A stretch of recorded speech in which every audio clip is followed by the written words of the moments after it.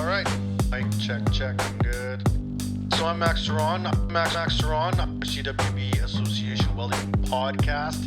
Podcast. Today we have a really cool guest. Welding podcast.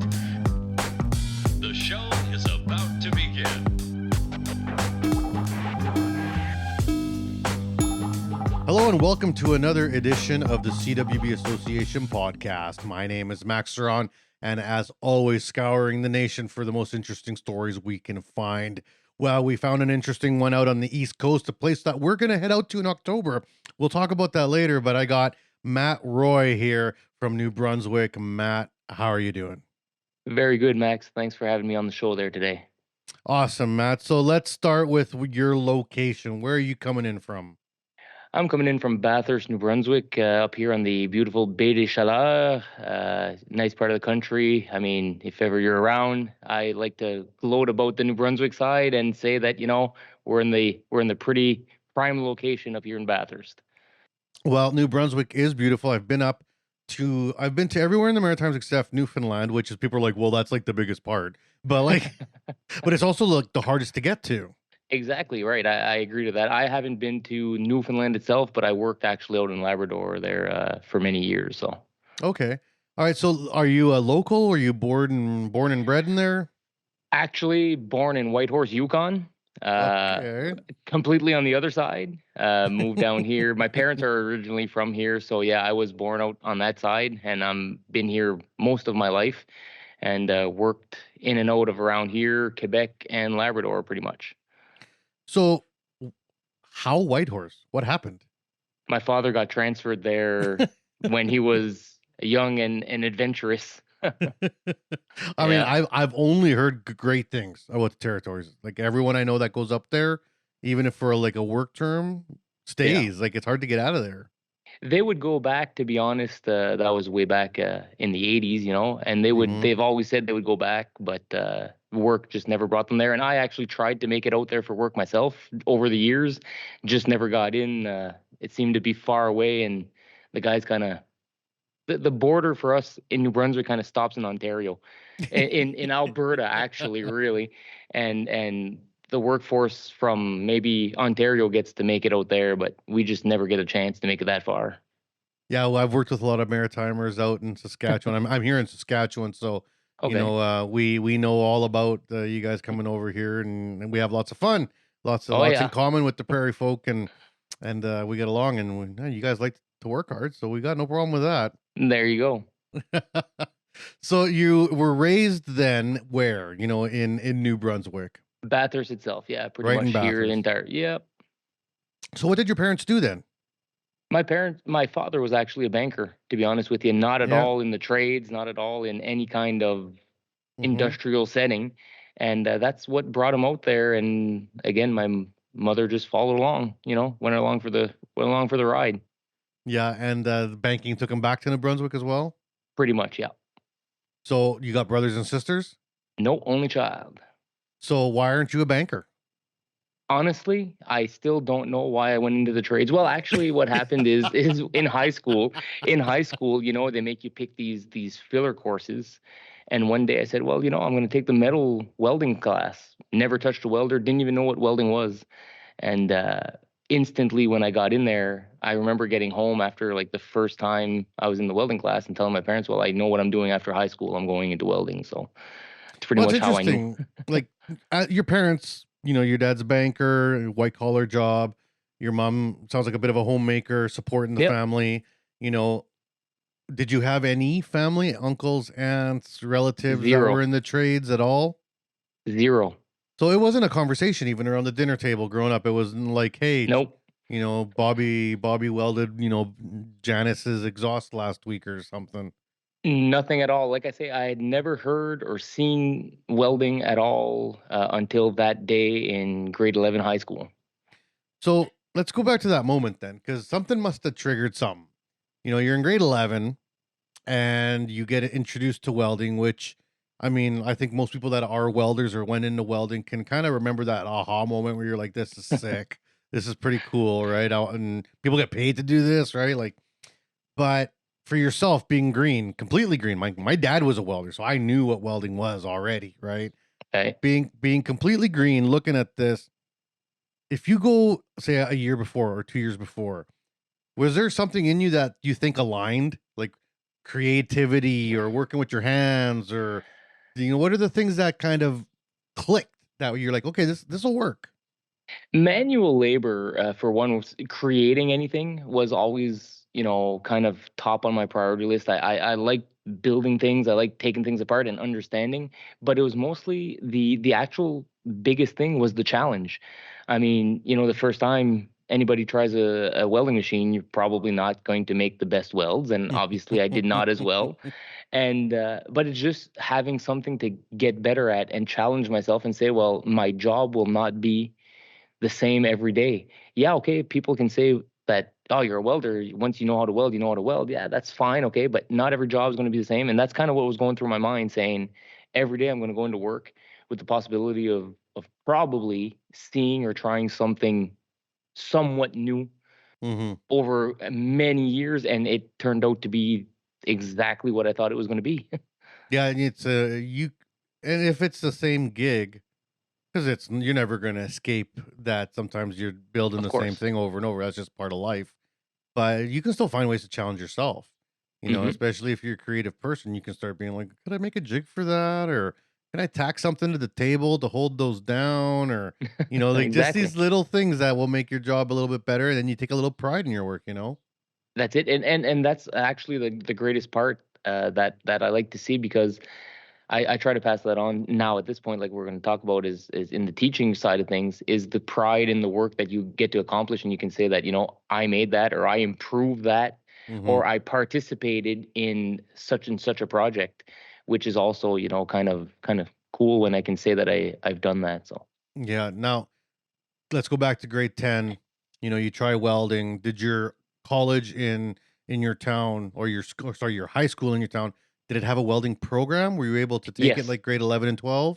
Yes, and that's exactly what ended up happening, because, like I said, we had to take filler courses, right? And that's usually how the guys get into the welding course, because it's an optional course, so it's not mandatory. And I ended up probably taking that course 2 to 3 times the same course, only getting credit for it once.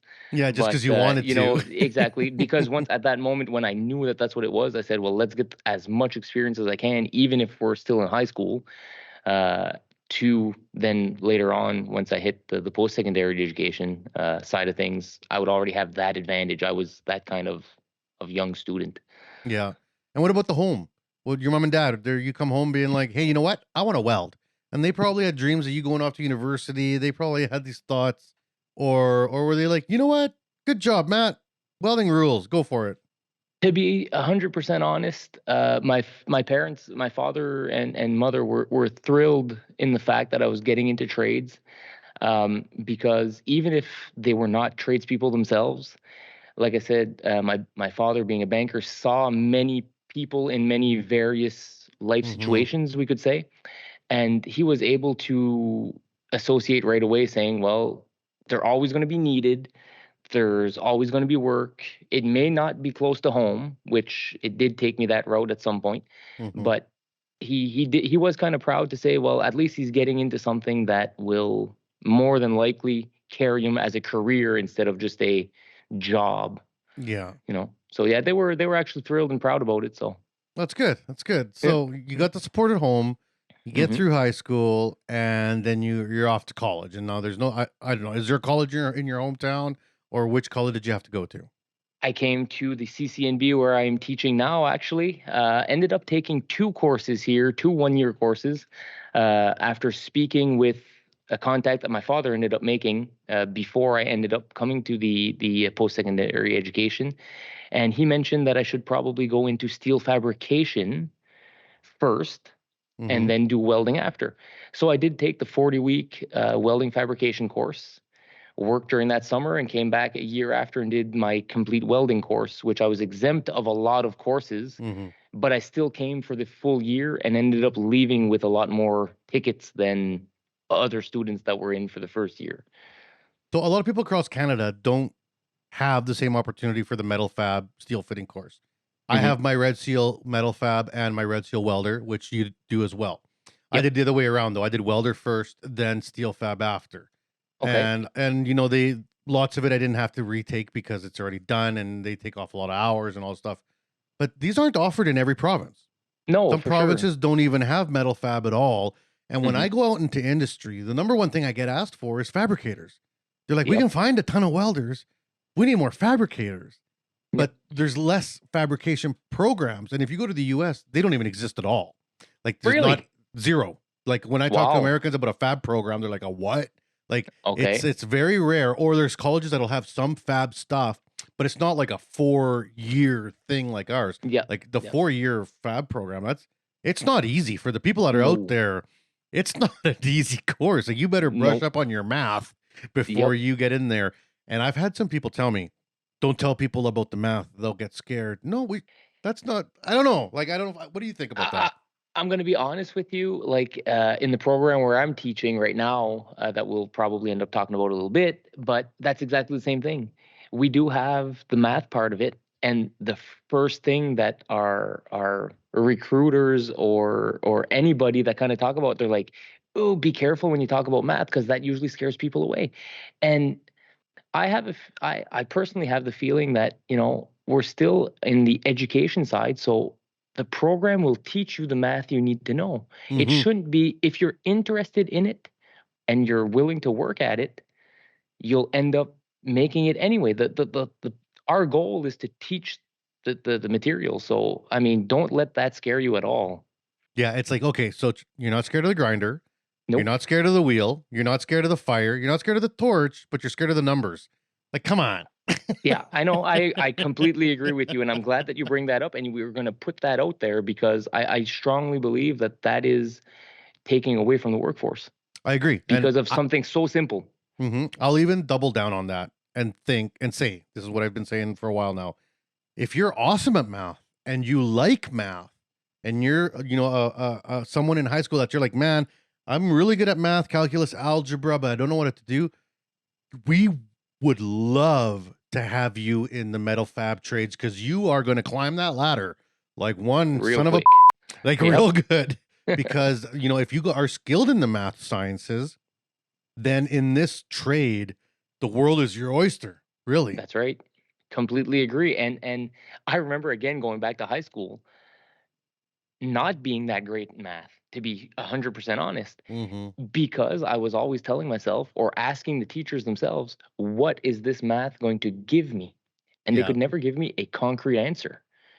But once I saw it, I said, oh, there you go. Okay. And I learned it, no problem at all. So I'm the perfect example to that one, to be honest.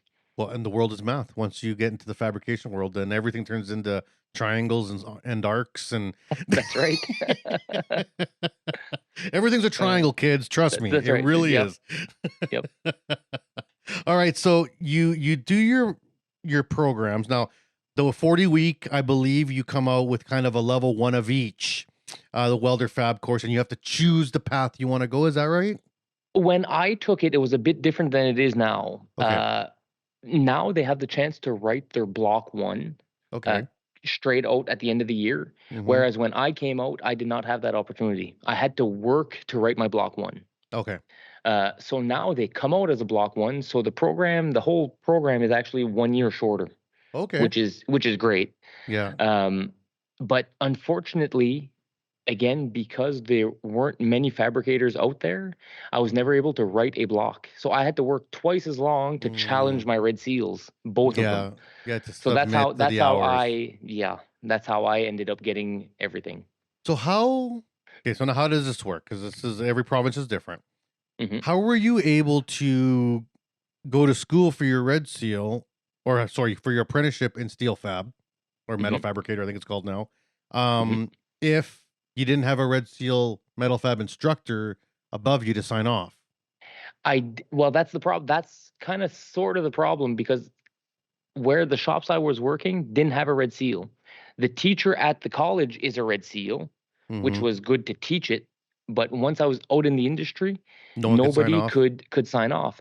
We had to write letters. My employer had to write a letter saying that he was certifying that yes, I was there doing the fabrication or the welding Yeah, and for they give you that each one. checklist of all the hours you need. Yeah. Exactly. So that's pretty much how it went down here in New Brunswick. That's how it went down. Yeah. So I challenged my steel fab as well. Okay. I took like the half challenge for my welding. I took the upgrader course, it was called, like a 7-week crash course Okay. on the welding IP. So I took the 7-week course and challenged it because I didn't come up through the apprenticeship system. I just started working as a welder at 17, Okay. just as a dum dum. And and then when I became a teacher, I was like, don't do that, kids. Go to school. It's way better because That's I right. did this literally the hardest way possible. Mhm. But you did basically the same thing, but I had access to it. I just didn't know about it. You Okay. knew about it, but didn't have access to it. That's right. Yep. It's Yeah. funny how things happen, and it was unfortunate. I would have like I see the guys that are doing the block releases when they come back for the 8 weeks or Mhm. 9 weeks that the blocks are, and I kind of find myself saying that I wish I would have went through that route. It would have took less time, but at the same time, I feel like not that I learned more, but it Experience is a the different teacher. way exactly the way I learned it was maybe a little harder, but I think it stuck more. Yeah, because you did it. You had to do it. Exactly. And Exactly. you probably had someone yelling at you. Pretty much. So you went through the 2 years of school, you said, and then what kind of work did you get into? Like in your area, did you stick around, find local job, or did you have to go chase work? The first thing I did out of my second year, my wife was actually in university in Montreal, so I moved out to Montreal. Then I worked in a stainless shop for the first little bit. I did about 8 months in that shop, and big city. I mean, again, Bathurst.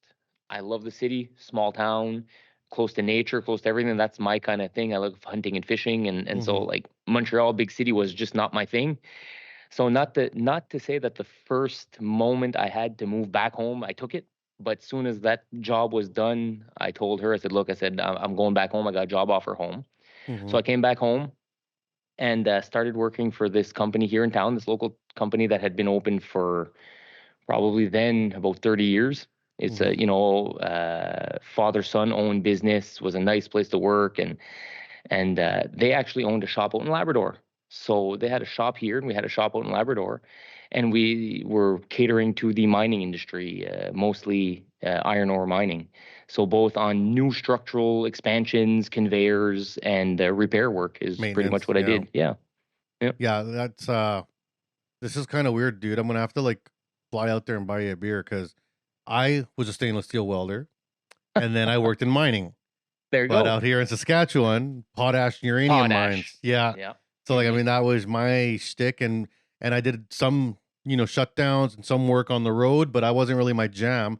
I was the shop guy that would do all the maintenance and the Okay. pre-construction and that kind of work. And because in potash, stainless is money because it corrodes everything so fast. So a That's lot of right. the stainless steel chutes and conveyors and dryers and the cyclones, the separators and all that stuff. So um I know exactly that type of work and I Yep. loved it. Like I Yep. loved that.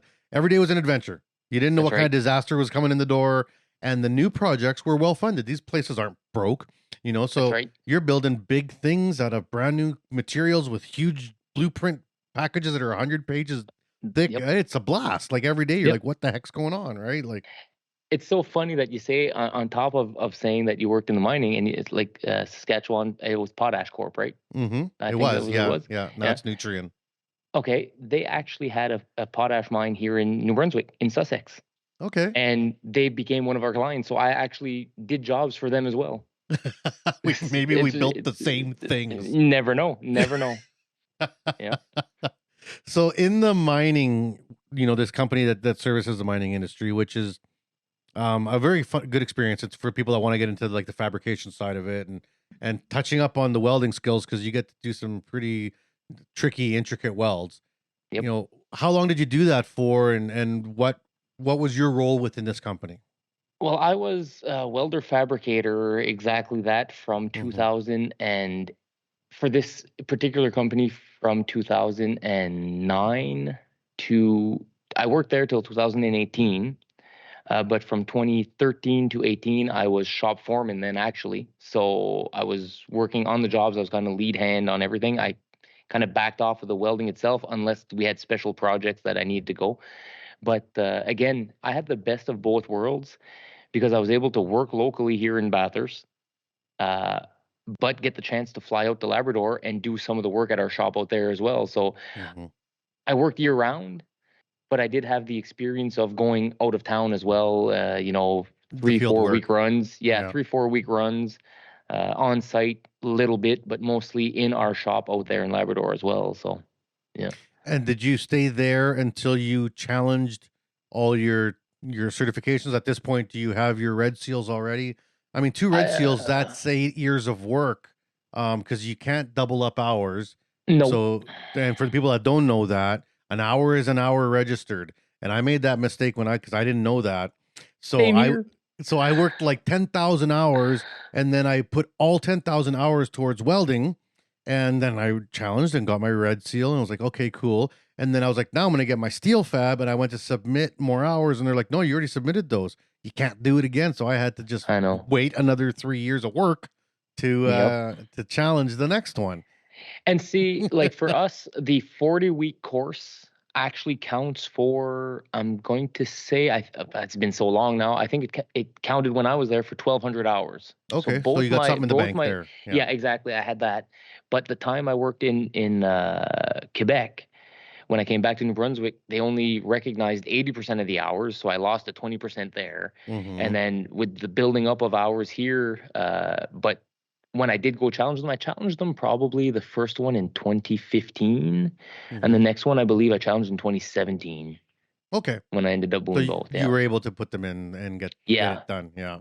yeah. But I did. I almost made that same mistake of Wasting, or somebody not told me, wasting, but putting them all into one. Yeah. yeah, that came close. So Yeah. yeah.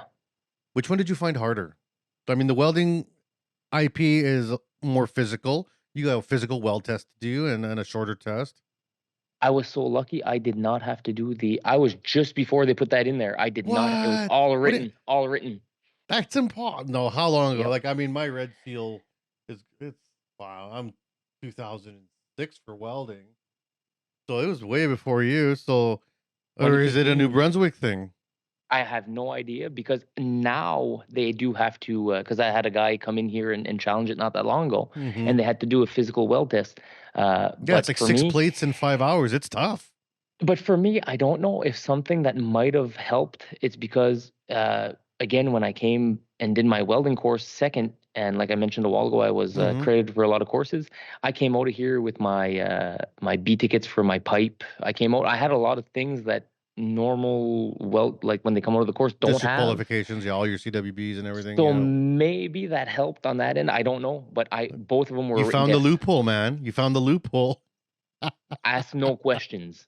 Now I'm gonna have to challenge you to a weld off when I'm out there, and I'm gonna Hey, be like, all right, let's come on see. down. Come on down. So you're out there, you get your red seals, and you're working away at still at the same shop here, or at this point are you bouncing off? No, I pretty much stayed there. Like I say, from 2009 to 2018, same Mm-hmm. shop. And And then in then 2018, there were some management changes that came into effect. Uh, at one point, the shop was purchased by another much larger organization, and when they ended up doing a management change, things happen, yeah, and oh yeah, certain people end up leaving. yeah. And I was one of those unfortunate ones that ended up not being at the shop anymore. And at that point, I ended up going back out to Labrador for a different company, did a little bit of work there, and then got into CCNB from that point. So the company that bought out our mining repair shop was called Dyna Industrial. Not the same Okay. one that bought yours, is it? Nope. That would have been too much. Weird. That would That have would've been, been- yeah. Yeah. Because it was the same thing. I worked for a locally owned place here in Saskatchewan, been around for 15 years. Then they got bought by like a big company that does like that was like they're around the world. They do mine maintenance. Yeah. And they came in, and first thing they asked me is if I was willing to take like a $5 pay cut. And I was like, excuse me? Maybe not. Yeah, I can just go work somewhere else. Thanks. Yeah. Like, Yeah. Exactly. Yeah. So let's take the break now because when we get back, we can go into this next epitaph of your life, which is teaching, right? Which That's is a right. whole nother game. And it sounds like you're still pretty young, which doesn't make that any easier. So we're going to be right back here with Matt Roy at CCNB on the CWB Welding Association podcast. So don't go anywhere after these sponsors. The CWB Association is new and improved and focused on you. We offer a free membership with lots of benefits to anyone interested in joining an association that is passionate about welding. We are committed to educating, informing, and connecting our workforce. Gain access to your free digital publication of the Weld magazine, free online training, conferences, and lots of giveaways.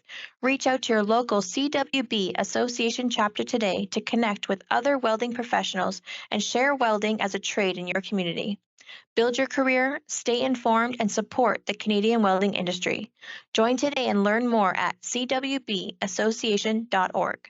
And we are back here on the CWB Association podcast. My name is Max Ceron. Thanks for being with us today.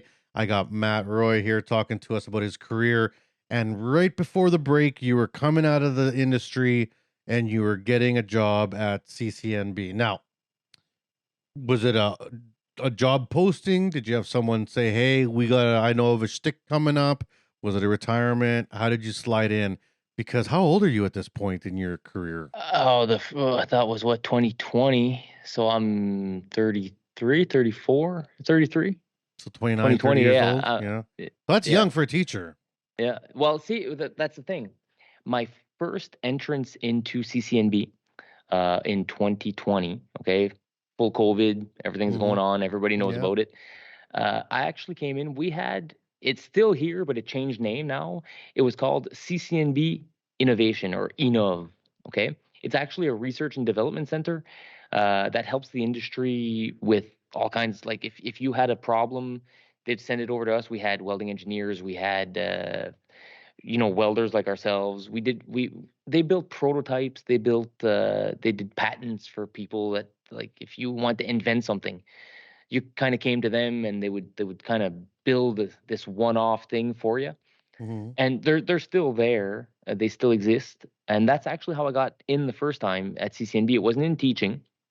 And at this point, I'm building my contacts to, end goal be into teaching, because that was always actually a plan of mine Yeah. to end up at CCNB as a teacher. Did I expect to be in here at 33, 34, 35 years old? No, not at all. I expected to be here somewhere, like we say, in our 40 50s, somethings. maybe, Yeah. Yeah. for the retirement. Am I happy to have come in this early? Of course I am. But yeah, that's You're kind going of to how have a it crazy started. pension by the time you retire. Well, that's the plan. That's the plan. Teachers' pensions are good. When people are out there and looking for teaching jobs, they're like, "Oh, the pay's not that good." Hey, it's a lifestyle. You get short days, long summers, and a wicked pension. Yep. And I mean, for me, like I said, when I got the first call, I was working out in Labrador, Hmm. and people said, "Well, why are you coming home? You're doing good out there." But then I was really on two week runs, and if you ever That's done them, or tough. for That's anybody out tough. there Yeah. with a young family with young kids, not the ideal one to go. Hmm. So when I got that opportunity, definitely I came in. I ended up building these contacts with the teachers in here. And because at that innovation center, it was a contract work, right? And ended up coming to the end of my 1 year contract. Hmm. Wasn't extended. I said, okay, no problem. Went back out to work in Labrador, and I remember I was welding. I was laying under this dozer, and I mean it's minus 50, minus 60 degrees out there in Hmm. January, right? And I'm laying out there, and my cell rings, and I take the phone out and I look at the name on there, and it's one of the teachers here, and I'm like, why is she calling me, right? Yeah. And then I pick up the phone. They're like, "Would you be interested in coming as a teaching job?" Uh, Definitely. Helmet's off. You're out the door. It was like that. I said, I got to finish my run here for like the next 3 days, but when I get home, that's it. I'm done. So that's pretty much how that happened. Awesome. Yeah. Now, why did you want to be a teacher? Like, was it your experience in the school that made you want to be a teacher or something else? I knew beforehand. Actually, it was pretty much when I got in 2013, when I got the shop supervisor job, Hmm. and everybody that was coming in, the new hires were coming in. I was kind of training them and helping them out. And the fact that every time we got a new job, or even the experienced guys, if they wanted to learn something new, that we had to figure out, or again, the challenge of it. Mhm. Uh, I knew, and even to be honest with you, in back then, the owner of the shop that I was working for, my boss, had told me, "You are made to be a teacher Yeah. at the post-secondary level." Like he had already said that you will be a teacher someday. So I felt it, and I was told by others that it was gonna happen. Now, what is it in your personality that you think makes one of two things? Both you want to be a teacher, and also the people obviously around you notice that you have this knack, because it's a skill. It's a skill that if you can't teach, you can't teach. It's kind of like you can't make someone be a teacher, you know? Yeah, I agree, and personally, what I think now, you always have a different vision of yourself. I feel like, Mm-hmm. and especially a welder, usually your head's down in a helmet and your things are going through your head. Yeah. I feel like I would say that just the fact that I like the challenge, Mm-hmm. which I want to try and make it personal for every different student.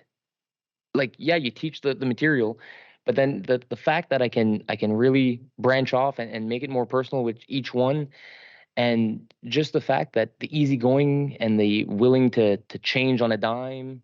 I don't know. I That's what I see as what people see of me, being, Yeah. totally comfortable in different and difficult situations. Now, when you started teaching, then what was the first gig? Usually, new instructors get block one, level one students, or the short applied certificate courses, or the plumber 2 week courses, or whatever they are. And what happens in the program where I'm teaching here, I'm teaching in technologie du génie de soudage, which means Well, tech. Yeah. welding technology. Okay, it's a 2-year program. Okay. So our students, like, I like to say I'm the lucky one, because we're more than one teacher in the program, Mm-hmm. and I kind of like to say that I'm the lucky one because I get to be in the shop and teach shop. Yeah. So I'm teaching everything shop wise in here full time. It's not like a little blocks of the courses. It's Mm-hmm. really September to June, and depending on what courses that are in that session. Yeah. So that's And that's what we're and how doing many here. students do you run through a year? Well, right now our cap is at 12 per year. Mm-hmm. Uh, but due to COVID, our numbers were down for like our second year. We only have 5 students in second year right now, Mm-hmm. because they came in 2021, right when kind of COVID was dying out. And in our second year, well, in our first year, sorry, I have eight. I have 8 students out of a max of 12. Okay. But that's your max is 12 a year, and that's Yep. considered full. Yeah. Yep. So that's not a lot of students. Now, Nope. could you do more, or is it a space limitation? It's a bit of both. Space limitation could be compensated with maybe switching up. It would maybe make it The harder layout, teaching. yeah. No, it would be teaching two different things at the same time. Oh, Half I doing see. one thing, you know what I mean? Yep. But it's mostly just the fact that it's still a lot. Like, we have a metals lab for testing, materials, our ovens, our etching machine, our, they were just run out of time to be able to all pass on all the equipment, Hmm. pretty much. Yeah. And explain to me and the listeners what the weld technician program is at your college. What are they going to learn over the 2 years?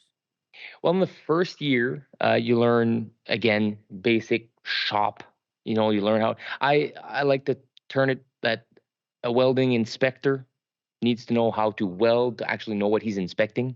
Hmm. If that, a lot of people Yeah, think I'm that with you, way as man. I'm well. with you. Yeah. You know, so what they're going to learn is basic welding from all processes: GMAW, FCAW, SMAW, TIG. We start first year a little bit.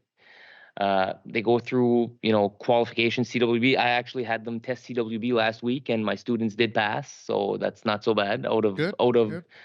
13, I have 2 that failed, but they're retesting next week. Uh, in there, they have also SolidWorks, AutoCAD, metallurgy, first year basics. when they fall into the second year, then it comes into, you know, WPSs, how to write the procedures, how to ultrasound, visual, dye pen, mag particle. That's pretty Yeah, all the much, and NDT. Yeah. all the NDT, and then they take what they learned in welding in the first year, but then they use their welds to actually make inspections, defects. They learn all the defects, you know, Mhm. about what the causes and the remedies for everything, and that's pretty Do much they what get to they go. test? Do they get to hold criteria against their fellow students' welds, or do they do their own? I'm turning it into you weld and you get it inspected by somebody else. Yeah, yeah. It wasn't like that before, but that's how I'm running it. This is my I first year teaching, so I kind of turned it into that. I seen a program once where they made like, it was a 2-year program, and the first year they do all these welds, and the instructor would actually had a shed out back. He would put all the coupons away from the first year. When they Okay, came back the second year, they said, "Now inspect your coupons from last year." And they're like, hmm, "Oh my God, the welds are so bad." Like that's a good idea. I might actually try to do something like that. I didn't think of that one. because they all think they're a lot better that second year. You got to remind them where they were a year ago, right? That's right. No, yeah, you're right. That's a good idea.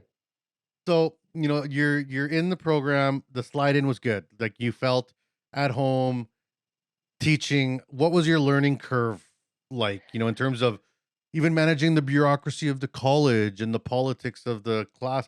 There is always that stuff at every college. You can't get away from it. It's part of the job. Yep, that's right. And I mean, the team here is great. Hmm. Going from like our department heads and down, Hmm. and the other fellow teachers, always willing to help out, always willing to answer questions, and I mean, nobody's there to kind of block you off and give you any problems, right? So the transition and learning curve went to actually, I found it the most difficult thing was to slow it down, because you know like it is in Yeah. You industry just want to mining, roll. Yeah. time is money. Time is money. You got to get it out. And in the education part, I did have a bit of, not, I wouldn't say difficulty, but understanding that slowing down to make sure that the teaching part is going smoothly and Sinking in. understanding, Yeah. they're Yeah. understanding what you're telling them. It did take a little bit of an adjustment there for me, because I wanted to, you know, fast pace it, but it's not a fast paced environment, right? And what about like any bad habits of your own that you had to clean up? Was there anything that you found you're like, "Oh, I'm gonna have to work on that"? Like for me, one of the things I struggled with teaching is that I wanted to help the people that were struggling a lot. And I would find myself sometimes maybe not giving even the good students or the really good students as much time. And I had to learn to manage that load better, you know? Somewhat in the same sense, I find myself bouncing back and forth way too much, like Hmm. not leaving them. Not that I say that I'm helping them too much, but I find that it was difficult for me to not want to, you know, let them be a little bit and then let them come and ask questions. I was kind of Yeah. trying to advance their questions, Yeah. to Just be there. let As soon as them I fail for saw a it, I could, bit. Yeah. yeah, I would try to explain it to them before they understood that they had a problem. Yeah. That was Yeah. my problem. Well, and sometimes you have to let them be frustrated Hmm. and then even let them help each other. Because sometimes That's that great. that camaraderie between students is well, they're gonna be friends for life. They might appreciate you as an instructor, but they're gonna go out into the field with that crew, and they're That's gonna run right. into each other over the next 40 years all the Yeah. time, right? Yeah. Like, Yeah. And I like that, because I actually did use that as an example, and I have quite a few of my students that have shown that already. hmm. Um, I've figured out that if someone can explain something to somebody, it's because they learned it correctly.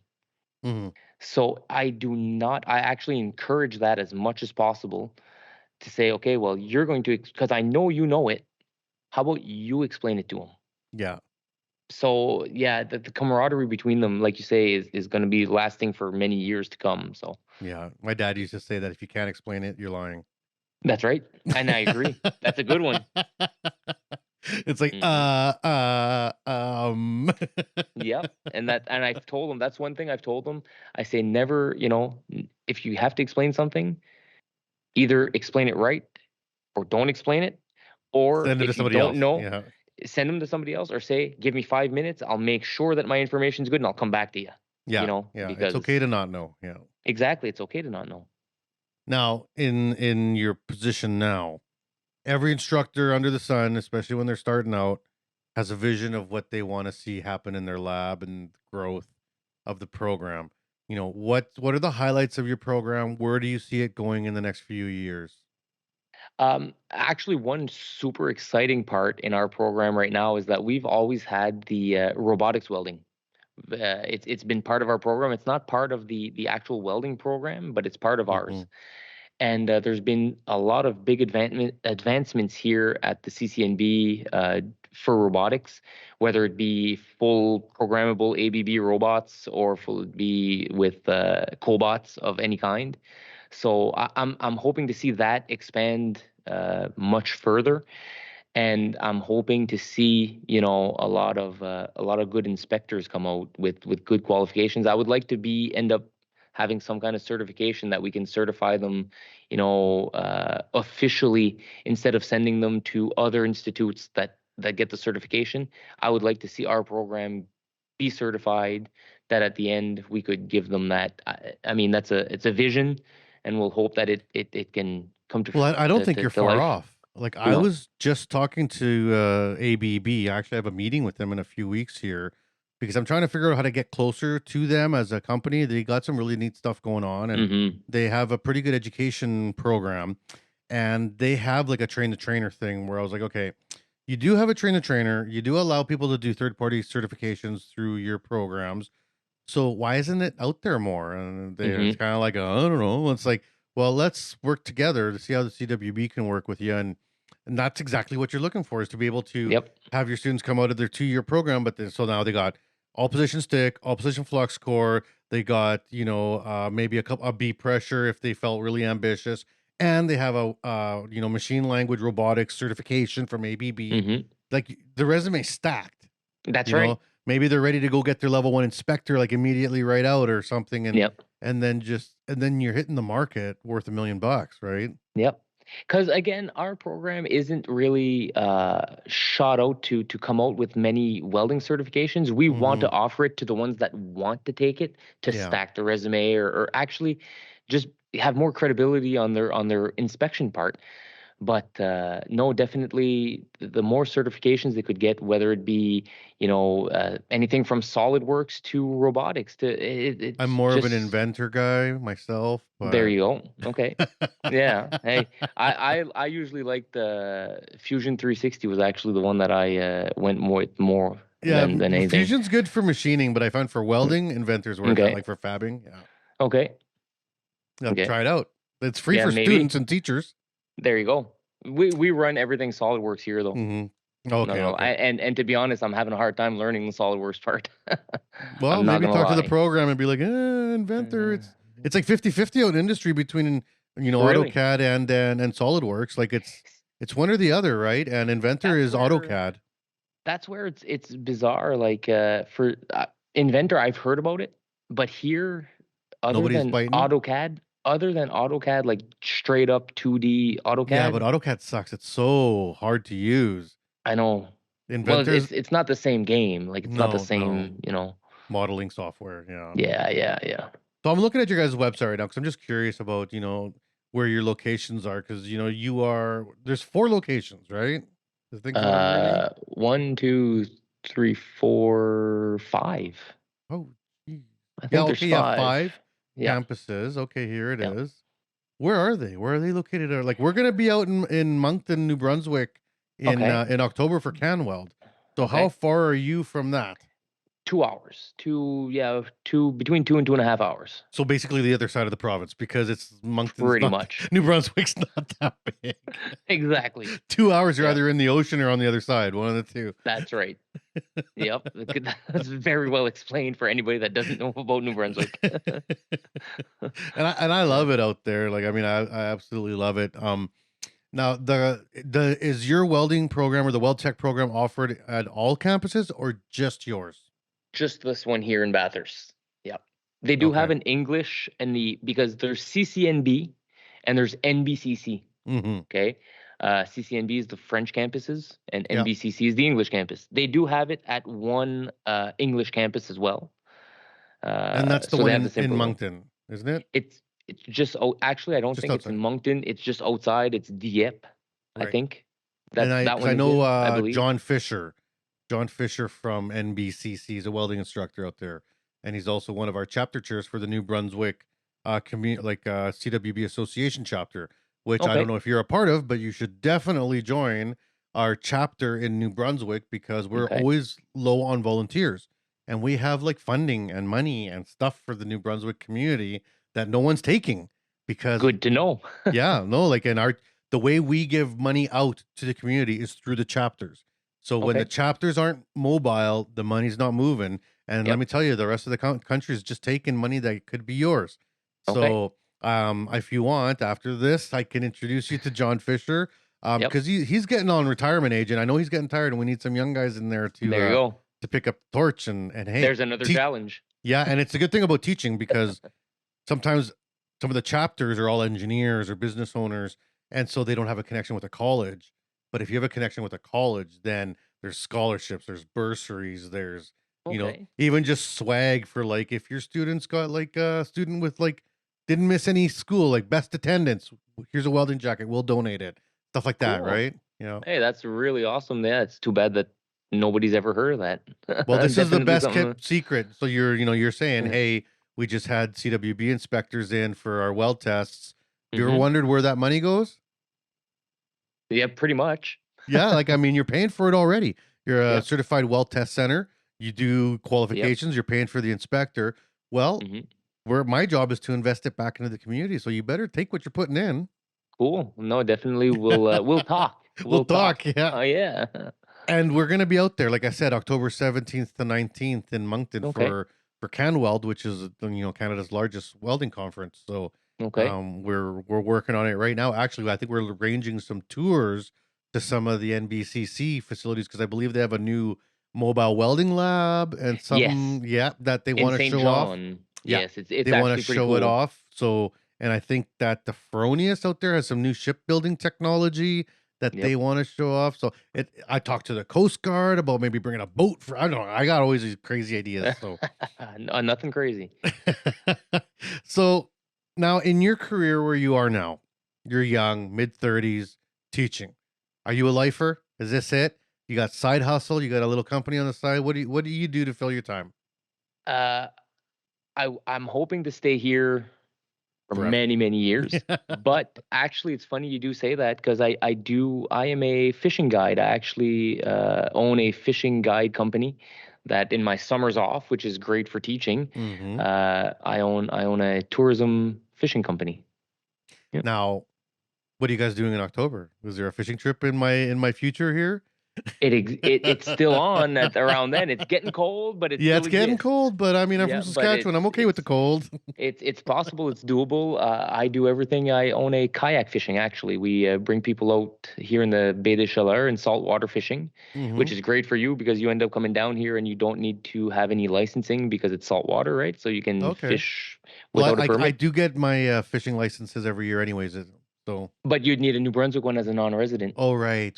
So, but because you're fishing in saltwater, you don't need it. Okay. So, yeah, we fish for striped bass out here in the bay. So, Yum. oh I'll yeah. see. I'm gonna have to see how long I make the trip. I haven't booked my flights yet, but I keep finding out more and more cool. I was like, I'm gonna come from Monday to Friday. Now, I had a meeting this morning, and we're like, no, maybe we'll come from Sunday to Friday. Maybe I'll come from Sunday to Sunday. Maybe. Yeah. Cool. Yeah, that's awesome. You'll always be invited up in Bathurst anyway, that's for sure. Yeah, awesome. So, the side hustle is something that is very important and it's very strong in today's economy. Yep. With the wages that haven't climbed the way they needed to, and the way businesses. I've had a side hustle my whole life. Just the Okay. type of we're immigrants. It's like just what we do. We have like a million jobs all the time, and I've had my welding company on and off since I was 25. But then when I was teaching, those 8 years I was teaching was like the best time of my life. Like I'm teaching, I'm loving teaching. I got to develop programs and do all this cool stuff. Mhm. Then the summers, I could build stuff all summer and sell it and make, Yep. really good money just out of my shop at home. And it was always like the best deal. And when I got the job here at CWB, that kind of all dried up because like it's like Yeah. Now it's It's full too time again. much. Too much. Yeah. Yeah, I Yeah, too can't. much. I can't do it all. Well, and No. you said you do a podcast. Yes. So for the people Again, watching this, immediately as soon as he logged in, I was like, check out the mic. He's got the sound what screen and he had the pop screen and he's got the nice headphones. I'm like, this guy does something here. yeah, no, again, big part of anybody in New Brunswick, Mm-hmm. Bathurst, especially, let's say, hunting and fishing.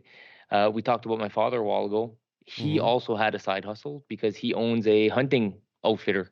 He's been bringing Americans hunting for years up here in northern New Brunswick, Mm-hmm. and that's kind of what brought into my fishing part. I've been a hunting and fishing guide with him as well for many years. Mm-hmm. And that's it. So I run a hunting and fishing podcast. We talk about our adventures that we go out and do. We talk about products that we use. We talk about our just same as this, but hunting and fishing. Yeah. Man, you're right up on this. When we release it, it's going to be like and. Well, that's awesome. Like, what's coming up for your summer now? We're only a month away from school being done, and what's coming up for this next little bit? Well, see, this summer is actually, I don't know if that was when you started teaching, here at CCNB. I have to run a 2-year program. I have to take Through the courses summer. myself. Yeah. So this summer is going to be my last courses, let's say, because I'm going to Yeah. be done in December of next year. So this summer is still going to be quite busy with myself working through the summer, taking courses and Yeah, we getting had to do the certified same as a thing. teacher. Yeah. So We this called summer it, is I going to believe, be, the ATL, something acquired teacher's license or something like that. yeah, here it's I know it's IPEC, but I don't know what they stand for. Yeah. But But you gotta do it. anyway, yeah, I got to do it. So my summer is going to be kind of busy with that, and I actually want to work on curriculum stuff, and actually I'm thinking of with my gear of shooting videos that I can drop on for the students to be able to help in as teaching aids, right? Awesome. So that's Well, kind of what I'm check going to be ours doing this out. summer. Because the CWB, like myself, I've been building videos for them as an instructor for about 5 years now. So we got some metallurgy videos up, some GMAW. We got Awesome. some content that actually during COVID, we all got sent home from teaching at the college for COVID. I'm still on the payroll. I'm not good at sitting still. So I was Let's like, you make know what? videos. Yeah, I'm going to make videos for my students Yep. because I'm teaching remotely now. I might as well get in front of a camera and record them because Exactly. why not? You know what I mean? You're there anyway. Yeah, exactly. And it actually took off. And I'll Cool. be like in the middle of nowhere and some student will be like, your metallurgy video helped me pass the IP. I was like, good, thank Good. God. Yeah, I'm happy to help. Exactly. Yeah, Yeah, yeah. that's kind of a little project that I want to have there as well. So Well, that sounds super fun. yeah, I got a new piece of equipment too lately that I kind of got to learn for next year as well. So What's that? I got the Miller Augmented Arc, Oh, yeah, they're Vert fun. VR. Yeah. Yeah, because we do have a lot of international students, Mm-hmm. and I feel like that's going to be the biggest aid for them is kind of getting the hang of that thing. So Yeah, without the fear of burning yourself and wasting a bunch of Exactly. plate because steel's That's right. expensive. Yep. I got a Lincoln VR right here in my office. Oh, nice. But the old Huh. suitcase one, not the new augmented, because now Lincoln has a well, they're all going to be augmented Yeah, soon. yeah, Like everyone's got exactly, one. yeah. But I got to head out to some small town tomorrow with that in my truck to do a little show and tell for I believe some grade 10 students. So that's gonna be my day tomorrow. Hey, if you get one to want to go post-secondary and be a welder, that's all you need. Oh man, I'm gonna get them all. There you go. I wish it wasn't so big. I'd take my Mustang. They always buy in when I bring out the nice car. They're like, there you oh, go. there we go. Now you want to be a welder, eh? Awesome. Well, Matt, this has been super, super good. I do want you to give me on air all the information. So let's start with CCNB. How do people get in touch with CCNB? What's the website or the program? How do people sign up or if they're interested? All right, so you can get into www.ccnb.ca. On there, we actually have online registration. You can register for your program. It's broken down by categories, the metals, the mechanics, everything. So if you can get into that, you sign up online, and then your program will drive you to what campus, because not all programs are at every campus, right? Mm-hmm. And then from there, you fill in all the information, and it takes off at the administration side from there. And is there usually a wait list for your program, or is it usually pretty easy to get into? Again, since we're not full, we're not at max capacity. This year would have been no problem, but when our program does get out there and get maxed, I'm hoping there's a waiting list. I Yeah. hope we get to that point because the one in Moncton does have a waiting list, Yeah. I believe. All right, awesome. And then podcast. What's your podcast deets and information? My podcast is Wildlands, and you can find us everywhere as Wildlands Entertainment. So if you're into hunting and fishing, follow us on there. Well, like I think almost 60% of our audience is American, and they love coming up here. I Yep. mean, I've been telling them to come up fishing. I'm not a hunter, but I love fishing, and I got a boat, and I go all over Saskatchewan, and it's like Awesome. people are always like, "There's nothing to see in Saskatchewan." I beg to differ. There's Yeah, beautiful land in Saskatchewan. You just got to know where it is, right? exactly. And then the last piece is your tour guide. Is it also Wildlands? Your Nope. touring company? What's that? Mine is Bass Attack Fishing. You can find us on Facebook from there. And like I say, we supply everything that you need for a good old fishing adventure here in northern New Brunswick. And it's kayak fishing out on salt water. Some people say you go out on salt water with a kayak. That's what we do. We're the experts in that. Well, you float better in salt, and kayaks float even better in salt water. So That's right. now, I thank you very much for being on the show, and I really appreciate it. I hope I see you at CanWeld in October. You better register Definitely. and come down, and we'll meet in person, and we'll have some fun. And Yep. I would love to learn more about your programs. I'll see if I can. I don't know about the fishing trip. I don't know if I'll have the time, but I'll definitely have the time to rent a car and rip out, and I would love that. or come pick me up, or I'll figure it out. We'll Yeah, come yeah. see your college and your program. I'd love to see it and check it out. Yeah, we would love to have you in here because I mean, obviously CWB is a big part of our campus as well with our beautiful welding shop. Like I'm in my shop right now, which is not the welding shop. Mhm. We have a very beautiful welding shop, modern, revamped. So definitely we would love to have you, and we will make it down, myself and probably my colleague, down to CanWeld. Awesome. Well, I really appreciate it. Any last shout outs? Really, I just want to thank you guys for having me on, and hopefully that if anybody has any questions, definitely reach out to us either through the college or directly on, because our program does have a Facebook page as well. So if ever you want to see what's going on in our program, like them as well. Awesome.